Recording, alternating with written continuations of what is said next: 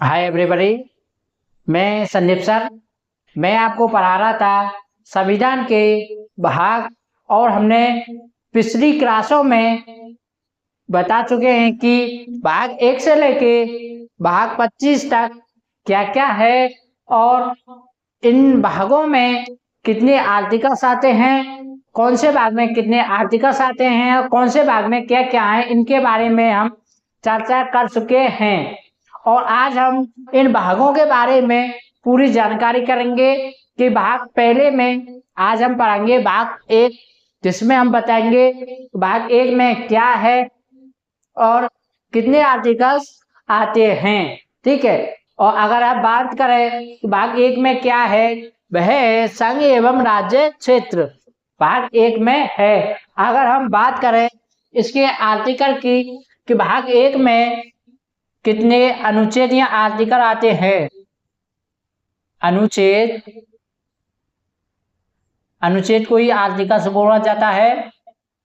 Article आते हैं, वो आता है हमारा 1 से लेके 4 तक। 1 से लेके 4 तक आर्टिकल्स आते हैं। अनुच्छेद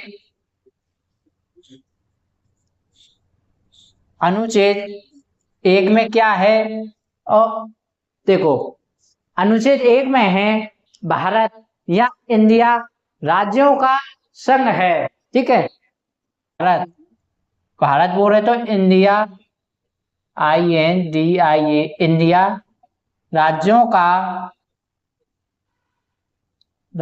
का संघ है।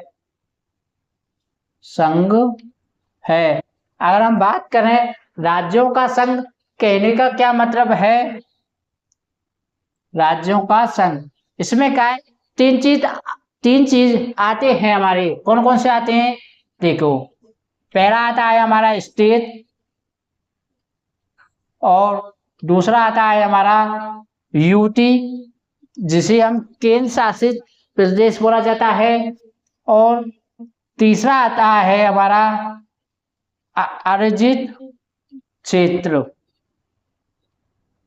अगर इनके बारे में बात करें कि हमारे कितने स्टेट हैं, इनकी संख्या है हमारे 27। अगर हम यूटी की बात करें, वे हैं हमारे 8। और अर्जित क्षेत्र किसे बोला जाता है, पहले ये समझो। अर्जित क्षेत्र का मतलब है कि कोई भी क्षेत्र पर जो मुख्य देश है या राष्ट्र है उससे सीमा नहीं लगती, लेकिन वह भारत या राष्ट्र का हिस्सा है, उसे अर्जित क्षेत्र बोला जाएगा।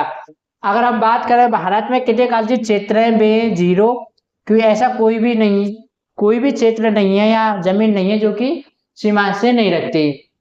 ये आता है हमारा भाग 1। ठीक है। इसमें 3 चीज बताई गई हैं। 28 राज्य हैं, 8 केंद्र शासित प्रदेश हैं, और अर्जित क्षेत्र एक भी नहीं है। ठीक है। ये तीन चीज आती हैं। अगर हम बात करें अगले आर्टिकल्स की, इसे हम मिटा देते हैं और अगले आर्टिकल की हम बात करते हैं। ठीक है। अगला जो अनुच्छेद है हमारा वो है सेकंड,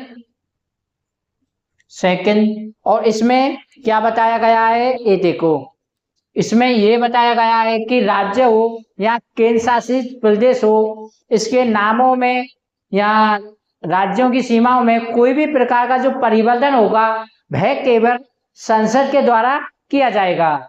एक बार देखो, किसी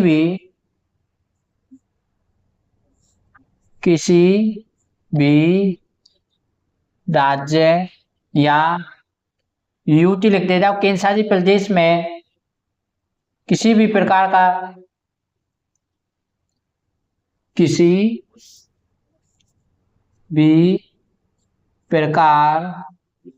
का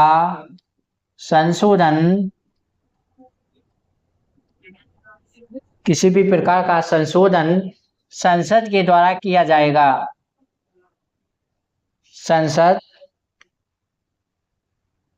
के द्वारा किया जाएगा। ठीक है, किया जाएगा। संसद ही है केवल जो किसी भी राज्य या केंद्र शासित प्रदेशों के नामों में परिवर्तन या किसी भी प्रकार का जो भी संशोधन होगा वो सिर्फ संसद के द्वारा किया जाएगा। और हमारा अगला अनुच्छेद है हमारा तीसरा अनुच्छेद 3। इसमें बताया गया है कि किसी भी राज्य की सीमा में या किसी भी राज्य का नाम बदल सकते हैं या फिर किसी भी राज्यों को तोड़कर या किसी भी नया राज्य बनाया जा सकता है।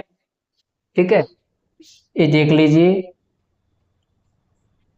किसी भी राज्य की सीमाओं या सीमा में परिवर्तन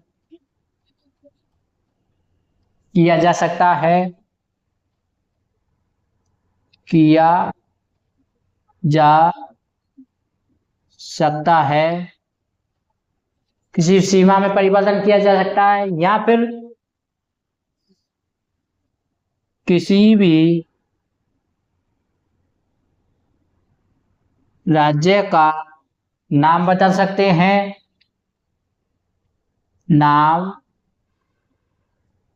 बदल सकते हैं या फिर इसी में या अनुच्छेद 3 में कोई भी नया राज्य बनाया जा सकता है। और ये जो 3-4 प्रकार है ये सिर्फ संसद ही कर सकती है आर्टिकल 2 के तहत। ठीक है, ये होता है हमारा अनुच्छेद 2 और अनुच्छेद 3। अगला अनुच्छेद है हमारा, अगला जो अनुच्छेद है हमारा 4, जिसमें अगला जो अनुच्छेद है हमारा 4 है, इसमें अनुच्छेद नंबर 2 और अनुच्छेद 3 में जो नियम है उनको बताया गया है अनुच्छेद 4 में कि संसद किस नियम से और किस नियम के अंतर्गत रहकर काम करेगी, ये चीज बताया गया है। इसमें अनुच्छेद 2-3 से संबंधित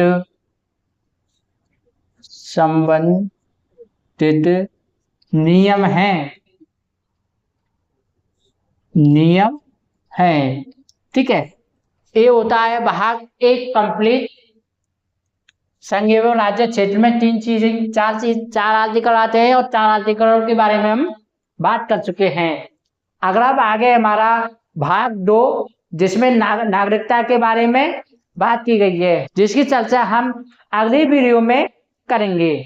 वीडियो देखने के लिए धन्यवाद। Thank you.